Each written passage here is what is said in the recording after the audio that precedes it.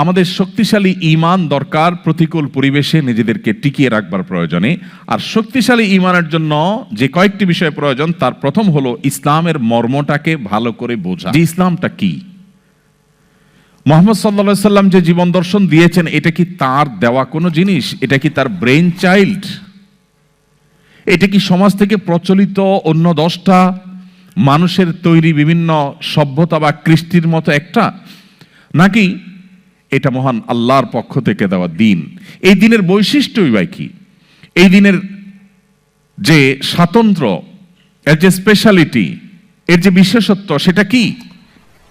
আমরা যদি নতুন করে ইসলামটাকে বোঝার চেষ্টা করি, তাহলে ইসলামটা আমাদের জন্য বোঝা হবে না, বরং ইসলাম পালন করাটা আমাদের জন্য তৃপ্তির হবে।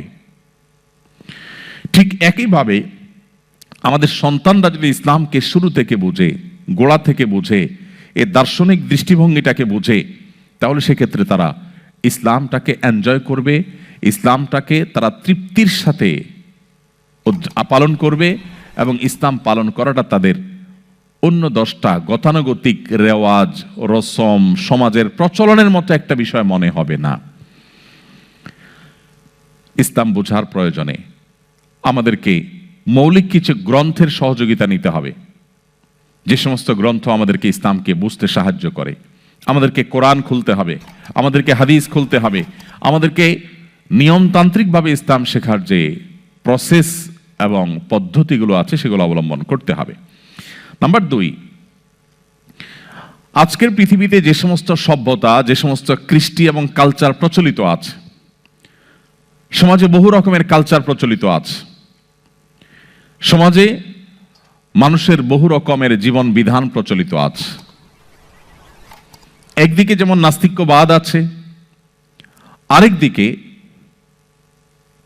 বিভিন্ন ধর্মের অনুসারীদের যে লাইফস্টাইল আছে, এসব বিষয়গুলোর সাথে ইসলামকে তুলনামূলকভাবে জানার চেষ্টা করা। কম্পারেটিভ নলেজ যদি আমরা অর্জন করতে পারি, ইসলাম এবং প্রচলিত অন্যান্য কৃষ্টি কালচারের পার্থক্যের জায়গাগুলো কি, তাহলে সেক্ষেত্রে আমাদের ঈমান অনেক বেশি শক্তিশালী হবে ইনশাআল্লাহ। এবং এটার জন্য বহু বই পুস্তক আছে, বহু গবেষণা আছে, বহু আর্টিকেল আছে, বহু লেকচার আছে, সেগুলো আমাদের জন্য সহায়ক হতে পারে। আজ থেকে বহু বছর আগে থেকে প্রয়াত ডক্টর আহমদ দিদাত রাহিমাহুল্লাহ, তিনি যে কাজ শুরু করেছিলেন, এবং তারও আগে ভারতবর্ষের আরো কয়েকজন বড় বড় মনীষী, এজহারুল হক গ্রন্থের রচয়িতা, তিনি যে মহাগ্রন্থ লিখেছেন, বিশেষ করে যখন মানুষের মনের মধ্যে ঈমান দুর্বল হয়ে যাচ্ছিল, সেরকম একটা সময়ে মানুষকে প্রতিকূল পরিবেশ থেকে বাঁচাবার জন্য যে সংগ্রাম তারা করেছিলেন, তাদের মধ্যে আরেকজন মনীষী কথা বলতে পারি, তুরস্কের, যার নাম হলো বদিউজ্জামান সাইদ নুরসি রাহিমাহুল্লাহ।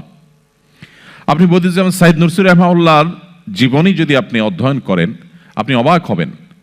কামাল আতাতুর্কের সময় একটি মুসলিম সমাজকে, মুসলিম দেশকে পরিপূর্ণভাবে যখন ধ্বংস করে শেষ করে দেওয়া হয়, মুসলিম আইডেন্টিটির শেষ নিশানাটুকু যখন বুটের নিচে পিষ্ট করে দেওয়া হয়, একটা সমাজের খাঁজে ভাঁজে থাকা ইসলামের কণাগুলোকে ধুয়ে মুছে যখন পরিষ্কার করে দেওয়া হয়, আল্লাহর নাম উচ্চারণ করবার মতো কোনো মানুষ যখন ছিল না, এরকম একটা পরিবেশ অনেকটা করে ফেলতে যখন তারা সক্ষম হয়েছিল, তিনি জেলে থেকে কোরআনের নতুন আঙ্গিকে তাফসির শুরু করলেন,